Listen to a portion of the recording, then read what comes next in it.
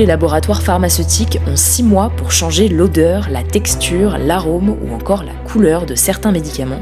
À Avignon, le procès d'une cinquantaine d'hommes accusés d'avoir violé une femme elle-même droguée par son mari pendant plusieurs années. C'est le moment de vérité qu'elle attend depuis plusieurs années.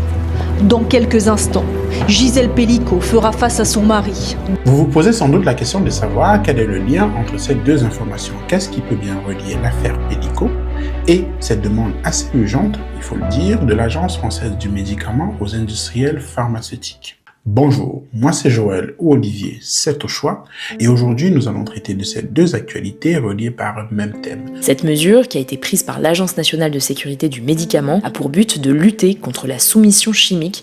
La soumission chimique. Vous ne savez pas ce que c'est? Prenez un verre, asseyez-vous, et je vous expliquerai dans cette vidéo en quoi, en réalité, l'Agence française du médicament n'a pas vraiment de moyens de pression pour obliger les industriels à appliquer ce changement et en quoi ce changement, en réalité, n'est qu'une solution et n'est pas la solution pour lutter contre cette soumission chimique. C'est bon, vous avez votre verre de bissap, Togolfi, et on est parti. La soumission chimique, c'est l'administration d'une substance psychoactive à une personne à son insu ou de force en vue d'altérer son comportement et sa conscience afin de commettre un crime, généralement le viol ou une agression sexuelle. Une fois que nous avons cette définition, l'affaire Pelicot reste choquante, mais beaucoup moins surprenante. En réalité, la soumission chimique, c'est quelque chose d'assez courant dans la société aujourd'hui, malheureusement. L'affaire telle que présentée dans les médias peut laisser sous-entendre que c'est le rendu de justice dans l'affaire Pelicot qui est le moteur dans l'action qu'entreprend l'Agence française du médicament afin de pousser les industriels à modifier la formule des médicaments qui sont impactés. Cette décision, elle intervient 1 mois après la fin du procès des viols de Mazan, lors duquel 50 hommes ont été condamnés pour des viols sur Gisèle Pelicot, droguée par son mari à son insu pendant plus de 10 ans.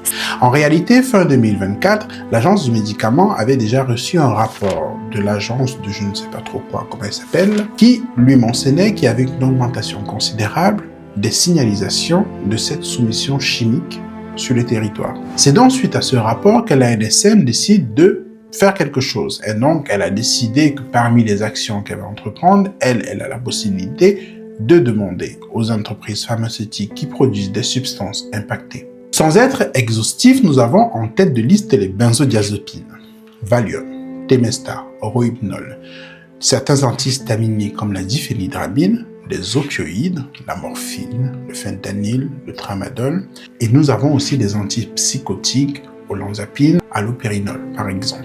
Il y a une information qui me pousse aujourd'hui à faire cette vidéo parce qu'elle est très surprenante. Information selon laquelle l'ANSM donne un délai de 6 mois aux entreprises impactées par ce changement d'apporter des modifications. Les laboratoires pharmaceutiques ont 6 mois pour changer l'odeur, la texture, l'arôme ou encore la couleur de certains médicaments. 6 mois me paraît un délai assez court pour pas dire infaisable. Et de deux, un petit bruit de fond qui sous-entend que l'ANSM a le droit de demander aux entreprises ce changement et que les entreprises ont l'obligation d'accepter la demande de l'ANSM. Ajouter un colorant, un produit amérissant pour faire référence à l'amertume, un produit pharmaceutique peut vous paraître simple de prime abord. Vous vous direz, c'est juste un produit qu'il faut rajouter. Pour ceux qui ont vu ma vidéo sur les Big Pharma et les scandales, vous comprendrez que c'est tout sauf une mince affaire. Il y a quelques années, l'entreprise Merck, qui commercialise le Levothyrox pour les personnes qui souffrent d'hypothyroïdie, a subi un gros scandale parce qu'ils ont en interne changé la formule galénique de leur produit en changeant un excipient, c'est-à-dire un produit qui n'a pas de propriété active. Et ce changement, bien que léger, a entraîné des effets secondaires assez particulier chez les personnes qui en prenaient, et ce changement a entraîné un bouleversement dans le suivi de leur traitement, ce qui n'est pas anodin.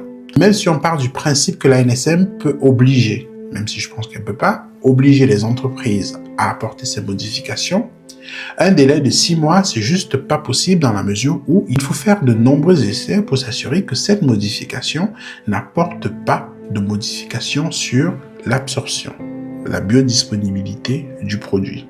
On ne peut pas juste se lever un matin, dire « dans ce médicament, je dépose juste un produit amérissant ou un colorant, j'ai fait ma part du boulot, le tour est joué ». Ça ne fonctionne pas comme ça. Et quand vous modifiez un médicament dans sa formule, vous avez l'obligation de déposer un nouveau dossier d'autorisation de mise sur le marché auprès de l'agence en question. Ce qui me fait dire que rien que le dépôt de soumission, le temps que l'ANSM lise le dossier, fasse des commentaires, vous revienne dessus, 6 mois déjà, rien que le temps qu'elle reçoive le dossier, il se passe 6 mois. Donc pour vous dire que le changement en 6 mois, c'est juste pas possible. C'est quelque chose qui demande un minima quelques années. Attaquons-nous maintenant à la petite musique qui sous-entend que l'ANSM peut obliger les entreprises à apporter ces modifications. En réalité, je pense qu'elle n'a aucun moyen de pression sur eux. Pour la simple et unique raison que ces entreprises, ayant déjà eu une autorisation de mise sur le marché, n'ont aucune raison de venir modifier cette autorisation de mise sur le marché. Pour votre information, la modification d'un médicament dont tu as obtenu l'autorisation de mise sur le marché, ça demande de l'argent, et beaucoup d'argent. Donc, si elle ne veut pas changer et que c'est l'agence qui lui demande de changer, elle peut tout simplement envoyer l'agence se balader. Elle n'a aucune obligation à apporter la modification, sachant que cette modification va lui demander des ressources humaines, des ressources financières assez importantes et du temps. Et qu'on le veuille ou pas, que ça plaise ou non, le temps, c'est de l'argent. La santé, c'est du business. C'est triste à dire, mais c'est comme ça. Donc, je ne vois pas en quoi la NSM peut obliger les entreprises qui ont déjà une autorisation de mise sur le marché à modifier quoi que ce soit. Par contre, elle a le pouvoir de refuser de nouveaux dossiers de soumission de nouveaux médicaments.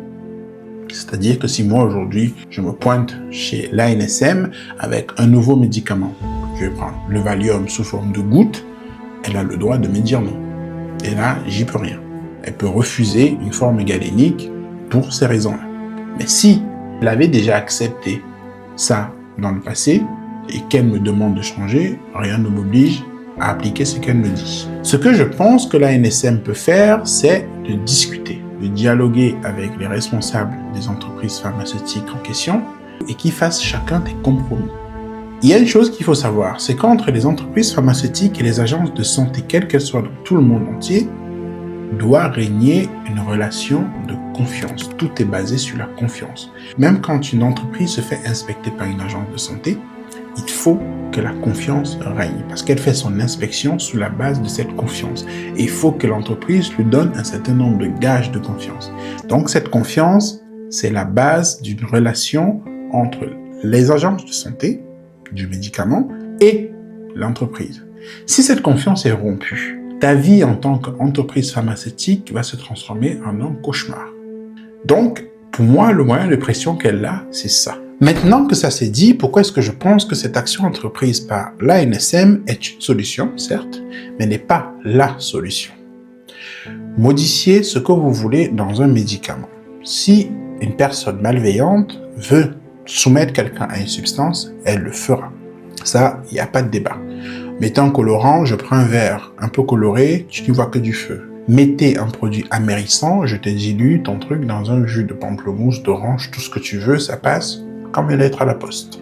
Et cette action peut même se retourner contre le patient lui-même. À la base, le médicament fabriqué par l'entreprise est à destination du patient. Il ne le fait pas pour des gens qui vont aller droguer d'autres personnes. Il y a ce qu'on appelle dans le milieu pharmaceutique une observance pharmaceutique ou une adhérence thérapeutique. C'est la capacité qu'a une personne à suivre son traitement jusqu'au bout. Imaginez, vous prenez des gouttes, bon, je n'ai pas dit de Valium, j'ai dit tout à l'heure qu'ils ne peuvent pas me le donner. Bon, admettons, c'est du Valium. On vous donne des gouttes de Valium à prendre par voie orale. Avant, il avait un goût neutre. Suite à ce changement, on a mis un produit amérissant. Le produit est amer. Je suis désolé, mais votre Valium, vous n'allez pas suivre le traitement comme il faut, ça c'est sûr et certain. L'amertume, personne n'aime ça. Donc, il y a ce problème qui va se poser si tout le monde s'engouffre dans la brèche. Donc oui, c'est une solution. À titre personnel, je pense que c'est même pas une solution efficace pour lutter contre la soumission chimique. Après, chacun son avis, ça c'est le mien. Cela peut même aller en l'encontre de la santé publique. Après, je dis ça, mais je n'ai pas une autre proposition. Je ne sais pas quels sont les autres moyens de lutte qui peuvent être efficaces. Si vous en avez des solutions autres que de modifier des formules de médicaments, dites-le moi en commentaire et on se dit à la prochaine pour une nouvelle vidéo. Ciao!